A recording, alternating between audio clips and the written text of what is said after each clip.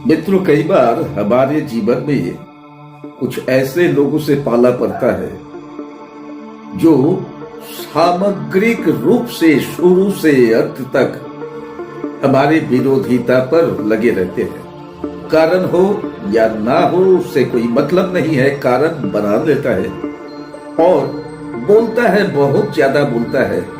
यही है शायद इसकी रणनीति होगी कि आपके विषय पर सबके समक्ष, आपके समक्ष या तो आपके पीछे नेगेटिव बात कहकर, भला बुरा कहकर लोगों के मन में आपके प्रति एक नेगेटिव चित्र बसा देने की कोशिश, शायद इसीलिए ऐसा करते होंगे।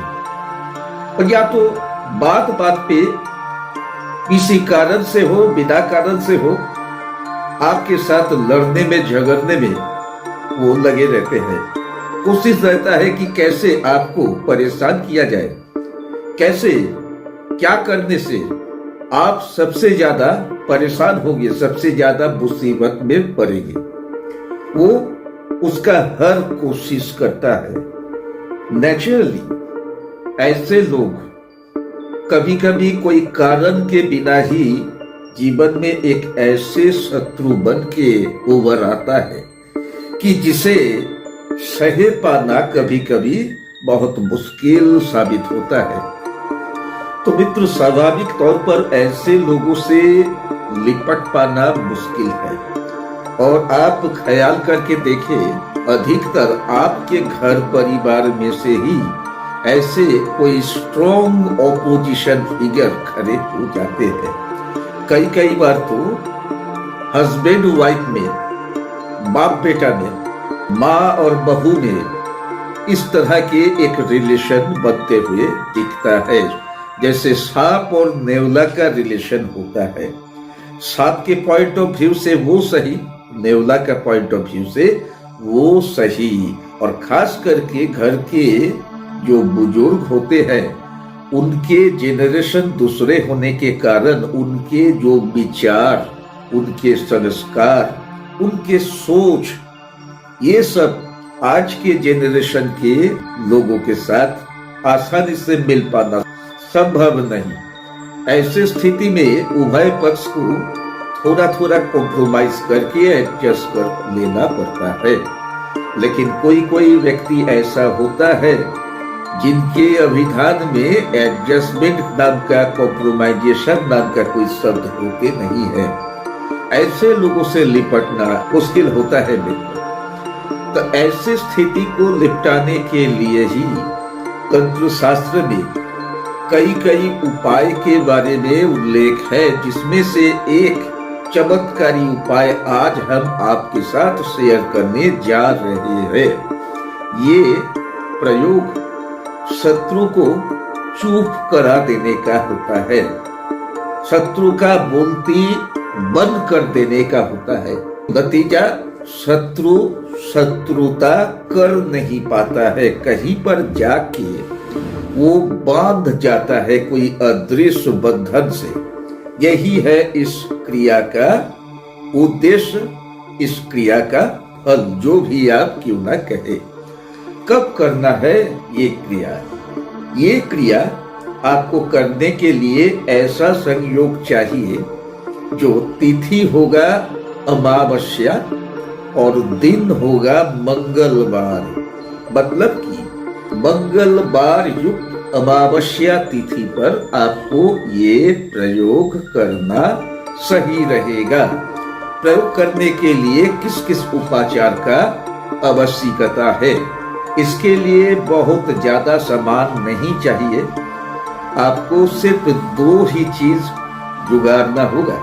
पहला है हल्दी, कच्चा हल्दी, और दूसरा जो चीज है वो है कोई भारी भरकम पत्थर या सीमेंट, कंक्रीट का स्लैब, जो भी बोले क्यों ना, जिसका वजन थोड़ा ज्यादा है बोले तो जितना कि आप उठा सकते हैं और साथ में लेके चल भी सकते हैं कुछ देर तक, कुछ दूर तक। इतना भारी वजन जितना भारी होगा, शत्रु पर दबाव उतना ज्यादा बनेगा। याद रखिएगा।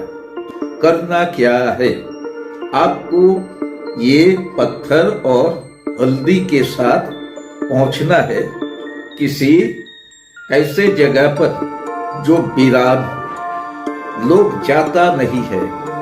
क्रिया करने का वक्त आप दोपहर के वक्त चुन सकते हैं या तो रात के वक्त, जो आपको सही लगे या आपके सुविधा के अनुसार हो।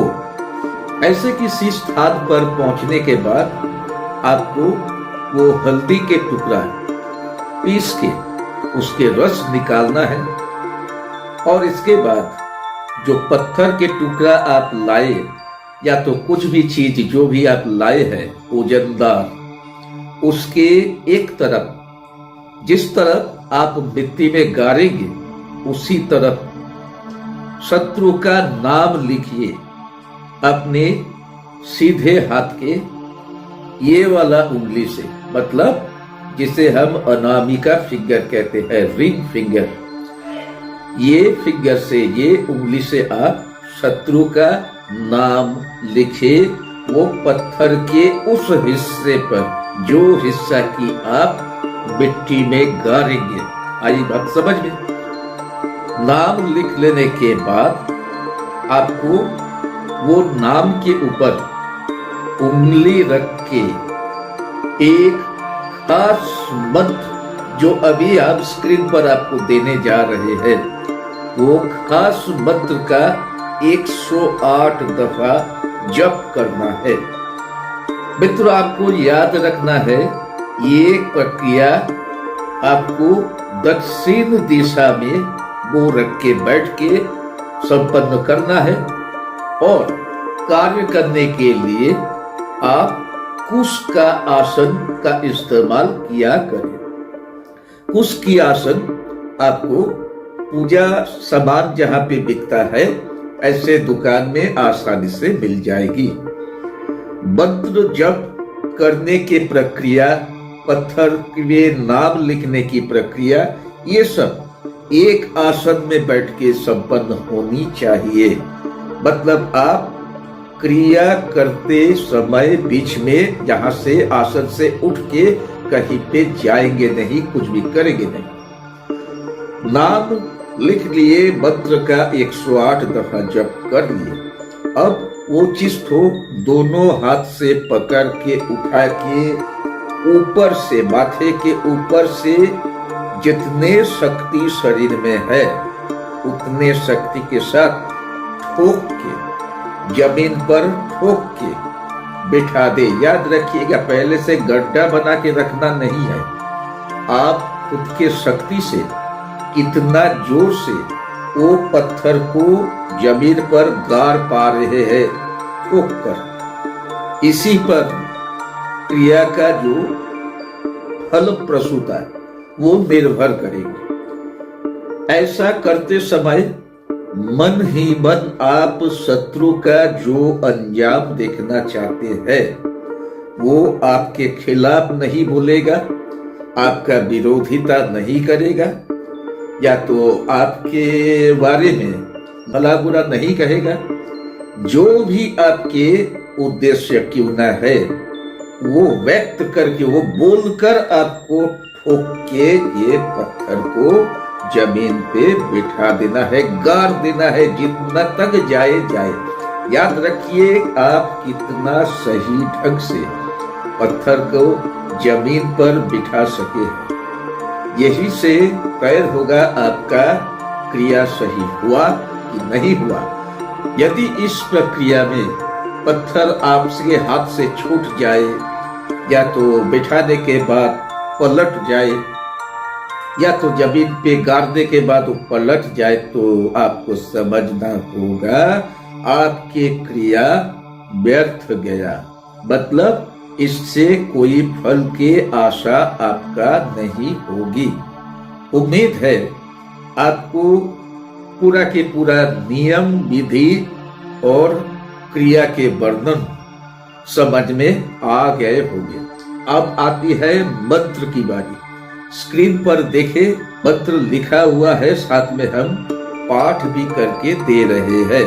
मंत्र है ओम ह्लीं बगुलामुखी मम शत्रून। जहां पे देखिए नाम लिखने की जगह है। उसके बाद वाचम मुखम पदम स्तंभय स्तंभय जिह्वां कीलय कीलय बुद्धिम नाशय नाशय बगलामुखी ह्लीं ओम। तो ये था मित्र मंत्र।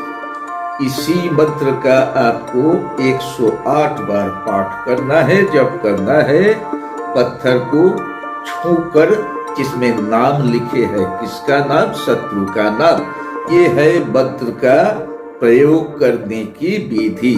उम्मीद है किसी को समझने में कोई असुविधा नहीं हुआ होगा। फिर भी यदि किसी के मन में इस प्रक्रिया को लेकर कोई प्रश्न है तो व्हाट्सएप पर वो हमें प्रश्न पूछ सकते हैं। क्रिया अगर सही ढंग से कर सकते हैं, पूरा बताए हुए विधि के अनुसार कर सकते हैं, इसके जो परिणाम आपको दिखेगा, आपको खुद ही को विश्वास नहीं होगा।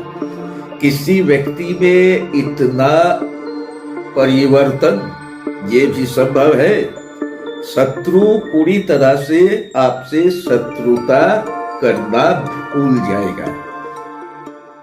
तो मित्र, वीडियो यदि अच्छा लगा, काम का लगा, तो रिक्वेस्ट होगा शेयर करके औरों के पास भी पहुंचा दे।